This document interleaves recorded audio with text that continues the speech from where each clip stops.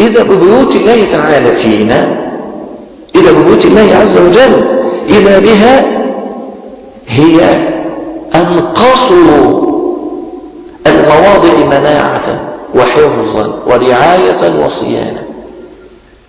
إذا بتلك الحشود التي تجمهرت حول بيوت الله تعالى تنبهنا أننا نحن أهل الدين لم نقم بالوفاء بحق تلك البيوت، فصارت ضعيفة لا مناعة لها، فإذا بالجراثيم تلتف. هذا فعل الله تعالى، كأنما يحدثكم الله تعالى، كأنما تصرخ عليكم الأقدار هلموا إلى مواضع الخلل لتصلحوها، لتزيدوا في مناعتها، لتحصنوها. كأنما تنادي عليكم الأقدار، تنادي عليكم وتقول لكم هلم إلى تلك المواطن التي خربت أو تكاد تكون قد خربت. أوفوا بصدق اتباعكم ومعرفتكم بدينكم ونصرتكم لرسولكم، فعمروا بيوت الله في أرضه. كأنما تقول هذه البيوت تشتكي لكنكم لا تنتبهون. فكان لابد أن تأتي تلك الحشود لتسمعوا الأصوات من هنالك، من مواضع تلك الأمراض، من مواضع الفقد، من مواطن العطب. صارت تلك الحجارة تنبيه لغافل كاد أن يسقط في بحر لجي ليغرق، فتنبهه تلك الريح الطيبة فلا ينتبه، تشتد به فلا ينتبه. فلا بد له من حجارة تؤذيه، لكن أذيته قد تنجيه من غرقه. إنها تدل أنك الآن على شفا جوف هارم، أنك لم تقم بحق ذلك الذي أنعم الله تعالى به عليك من بيوت الله. فتح الله لنا بيوتا، صحيح كانت أغلب البيوت مغلقة دون أهل الدين، لا يستطيعون أن يشكروا الله ولا يعبدوا الله فيها. فلما حصلت تلك الأحداث بفضل الله تعالى فتحت البيوت، فإذا بالناس تخرج من تلك البيوت التي فتحت لهم إلى الشوارع. كان من المفترض أن يدخلوا البيوت وأن يعمروها قبل أن تخرج طائفة منهم، لا أن يخرجوا كلهم، بل أن تخرج طائفة منهم في المسالك المختلفة، في دروب الحياة لنصرة الدين بشتى الطرق. لكن الأصل الأصيل والركن الرئيس في ذلك الدين، في تلك الدعوة، أن نقيم ما كان عليه النبي صلى الله عليه وسلم مع الصحابة، ذلك الذي أقامه نبينا صلى الله عليه وسلم مع الصحابة. إنما أقام دولة الدين. كيف أقامها؟ أقامها من المسجد، بإقامة المسجد. فكأن تلك الأقدار تنادي علينا أنتم الظالمون، أنتم لم تحققوا شكر الله تعالى ولم تفوا بحسن صحبة تلك المساجد وقد فتحت لكم، فما عذركم؟ فلما غفلنا طويلا عن بيوت الله تعالى، عن إعمالها، عن القيام بوظائفها، عن تعمير مجالس العلم فيها. انظر إلى مجالس العلم الآن، أكثر الحشود في مجلس علم. لا يمكن أن نتخيل أن هذا ما كان مطلوبا بعد تلك الأحداث. كان الجميع ينادي قبل تلك الأحداث بأن تفتح المساجد لتكثر مجالس العلم، ليجلس طلبة العلم، يجلس طلبة العلم بين يدي الكبار، بين يدي العلماء، بين يدي أهل العلم من مشايخ الدين ودعاة الإسلام ليتعلموا ذلك الدين. فإذا بهم ينصرفون وتغلق بيوت وتعطل مجالس للعلم بدعوى نصرة الدين. هذا شيء عجيب. فتجد كثيرا من أهل العلم يشتكون هذا، يعني نبدأ مجلسا للعلم ثم نتوقف. لما توقفتم؟ لا يحضر أحد. أين طلبة العلم؟ إنهم الآن منشغلون عن ذلك. إذا كان الله تعالى في شريعة الجهاد وفي فرضية القتال في سبيل الله تعالى قال وما كان المؤمنون لينفروا كافة، فلولا نفر من كل فرقة منهم طائفة ليتفقهوا في الدين ولينذروا قومهم إذا رجعوا إليهم لعلهم يحذرون.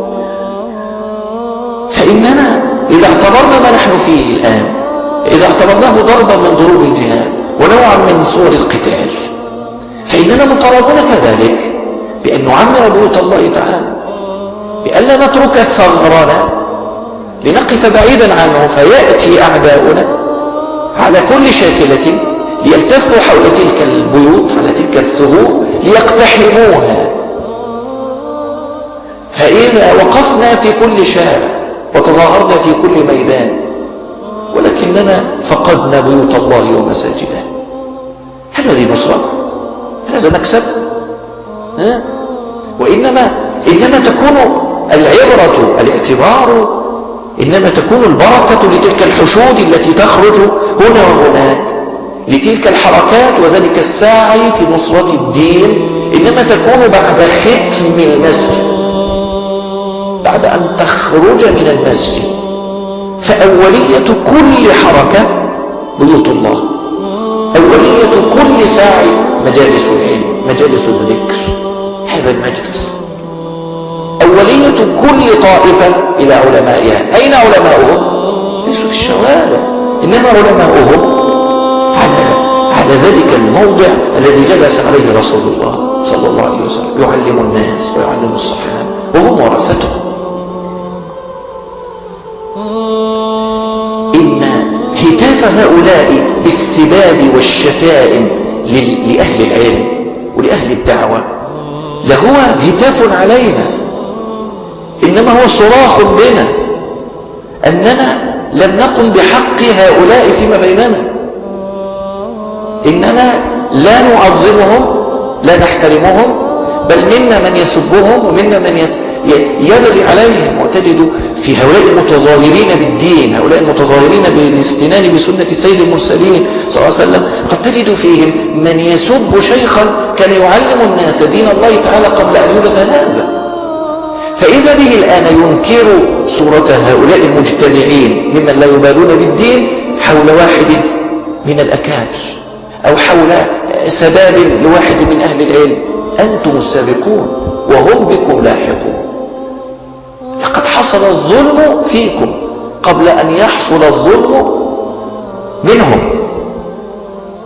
واعلموا أن من سنن الله تعالى أن البغي والظلم يعجل الله تعالى عقوبته. عقوبة الظلم وعقوبة البغي معجلة، لها أثر وخيم في الدنيا وكذلك في الآخرة.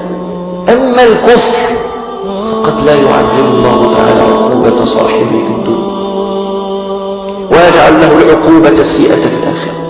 ولذلك كما قرر أئمتنا أن الله تعالى يقيم دولة العدل ولو كانت كافرة، ولا يقيم دولة الظلم والبغي ولو كانت مسلمة. سبحان الله. لماذا؟ لأن الظلم والبغي، أن يبغي بعضنا على بعض وأن يظلم بعضنا بعضا، هذا عجل الله تعالى عقوبته وإن كنا مؤمنين موحدين مسلمين. فكل عمل، كل جمع يبغي بعضهم على بعض، يظلم بعضهم بعضا، يعجل الله تعالى عقوبته. فلا يقيم ذلك الجمع ولا يصل إلى هدفه وبغيته، بخلاف الكافرين، النصارى، اليهود، الملحدين، أي شيء. فإن لم يبغي بعضهم على بعض ولم يظلم بعضهم بعضا وكان العدل فيما بينهم، أقام الله دولته وأقام الله حركته وأوصلهم الله إلى منافع معاشهم مما يطلبون، ثم حسابهم على الله في الآخرة. فقضية عقوبة الدنيا قد تختلف عن عقوبة الآخرة. واضح يا إخوانا؟ فإذا بغى بعضنا على بعض في مسيرة نصرة الدين، فإن الله تعالى لا يحقق ما نأمل، ما نؤمل بتلك المسيرة. إن تسور الصغار على الكبار، إن تحركت الألسنة بالمظالم، إن بغى بعضنا على بعض، فإن الله تعالى لا ينصر هؤلاء ولا يؤيدهم، لا ينصر هؤلاء. الله تعالى حرم الظلم على نفسه يا عباد الله. الله تعالى حرم الظلم على نفسه، فكيف لا نحرمه فيما بيننا؟ لا نحرمه فيما بين، كيف ذلك؟ لا يظلم الله تعالى كافرا وهو الذي يدعي لله ولدا، لكنه لا يظلمه، فكيف يظلم بعضنا بعضا؟ ومن هذا ندخل إلى نقطة أخرى في ذلك المشهد. ما الذي يجب علينا؟ من هذا ندخل إلى نقطة أخرى تتعلق بالأمر الشرعي بقواعد لابد أن ننضبط فيها، وإلا وقعنا في المظالم، في البغي الذي يعجل الله تعالى عقوبته، حتى وإن كنا من أهل الدين من علماء المسلمين. إن ظلمنا فنحن الظالمون، ولا يبارك الله تبارك وتعالى في عمل الظالمين. ينبغي أن نعلم أنه لا محاباة في أقدار الله تعالى ولا مجاملة في سنن الله عز وجل، فنحن بمعرفتنا بعلمنا بعباداتنا لا نستوجب على الله شيئا. يا عباد الله، يا طلبة العلم، يا من تنصرون شريعة النبي صلى الله عليه وسلم، لما تستوجبون على الله تعالى شيئا بأعمالكم؟ لما تستوجبون على الله تعالى أن ينصركم؟ لما تستوجبون على الله تعالى أن يؤيدكم؟ لما تنظرون في خصوص أنفسكم وفي آحاد أفرادكم أنكم متأهلون، أنكم المستأهلون لمعية الله ولنصرة الله، أنكم أهل الدين وأولياء رب العالمين؟ هذا خطير جدا، أن تضع نفسك مكان أهل النصرة، فهذه تزكية غير مسموح بها، ويتوقف عليها صدق تدينك وتعلقك بالله. كلما وجدت لنفسك قدرا لم يكن لك عند ربك قدر، وكلما وجدت لنفسك أهمية لم يجعل الله عز وجل لك في الناس أهمية. كلما